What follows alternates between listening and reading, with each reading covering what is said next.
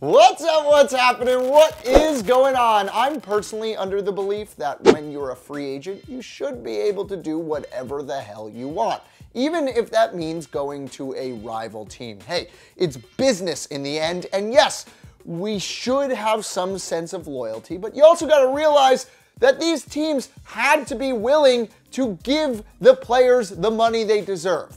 These are 10 players that went to rival teams in free agency. Number 10, Richard Sherman. Going to a younger, strengthening division rival will never be appreciated by fans, especially fans as passionate as the Seahawks. Sherman is about to begin his tenure with the 49ers, and the people of Seattle are about to begin their tenure of hating him.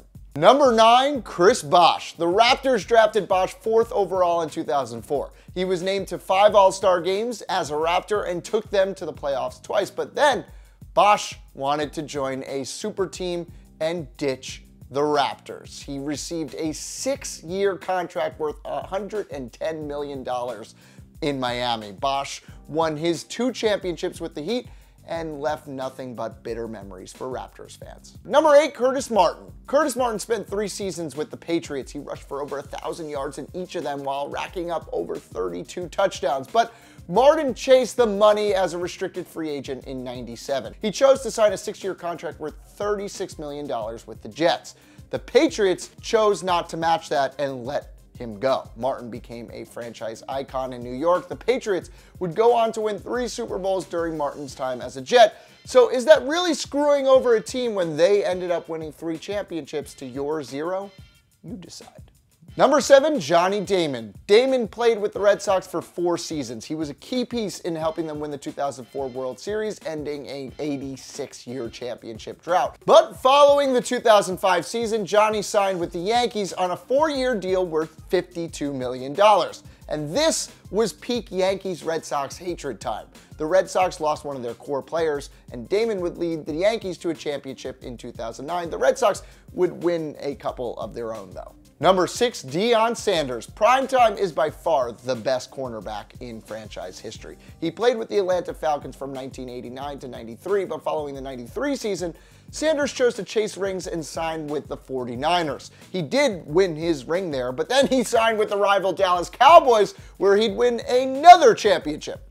Primetime chase rings paid off for him. Number 5, Shaquille O'Neal. The Orlando Magic drafted Shaq 1st overall in '92. He spent 4 terrific seasons there, one that included a trip to the NBA Finals. But Shaq became a free agent after the '96 season and was getting sick of the media bashing him. He chose to sign with the Lakers on a 7-year contract worth $121 million.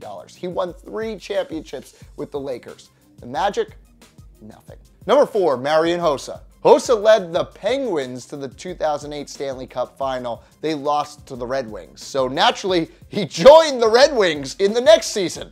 HOSSA scored 40 goals and Detroit reached the Stanley Cup final. Funny enough, the Penguins got the last laugh and beat HOSSA in Game 7.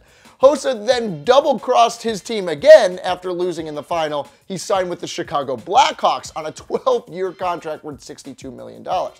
The Hawks won 3 cups with HOSSA. Detroit hasn't reached the final since losing HOSSA. Number 3, Luis Figo. If we think any rivalry is big in the US, it pales in comparison to Real Madrid and Barcelona. These teams literally hate each other. They're politically driven, so much so that Barcelona fans literally want their independence from Spain and the capital of Madrid. It's insane. So going from Barcelona to Real Madrid is a really big no-no, but that's what Luis Figo did. And he went on to win La Liga twice in Madrid. When he came back to Camp Nou the 2nd time, they threw a pig's head at him. I'm not kidding. Number 2, LeBron James. We all know the story. LeBron dominates with the Cavs from 2003 to 2010. Then he decides he wants to win championships. So he forms a super team with Bosh and Wade in Miami. The Heat win 2 titles. The Cavaliers are basketball's worst team. Of course, he did ultimately come back to Cleveland, but there was never a more heartbreaking display of chasing rings and money than his decision. Number 1, Kevin Durant. Durant spent his first 9 seasons with the Thunder. He was the 2014 MVP. They were a powerhouse. They reached the 2012 NBA Finals. They were great. But what did KD do? He didn't want to beat the Warriors. He chose to sign with them instead. And then they won the NBA title.